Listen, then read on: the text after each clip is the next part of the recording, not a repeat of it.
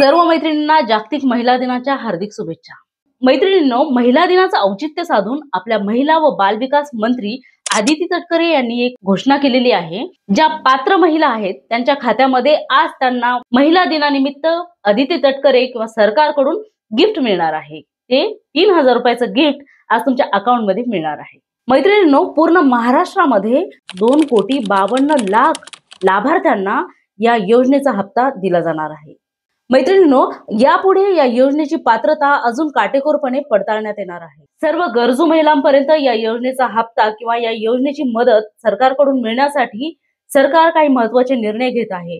त्यामध्ये जे अर्ज आलेले आहेत, अर्ज स्वीकारलेले आहेत, ते जे अंगणवाडी सेविका आहेत या प्रत्येकाच्या घरी जाऊन आता त्यांची पडताळणी करणार आहेत। त्या अर्जांची आणि त्या महिलेची पडताळणी होणार आहे आणि त्यानुसार गरजू महिलांनाच या योजनेचा लाभ दिला जाणार आहे। तर मैत्रिणींनो, तुम्ही अर्ज भरलेले असतील, तुम्ही लाडक्या बहीण योजनेचे पात्र असाल तर आज तुमच्या खात्यामध्ये मिळणार आहेत 2 हप्ते। फेब्रुवारी आणि मार्चचा हप्ता आज तुमच्या खात्यात जमा होणार आहे। मैत्रिणींनो, आता पुढे बघूयात आपल्या महिला व बालविकास मंत्री आदिती तटकरे यांनी काय म्हटलं आहे।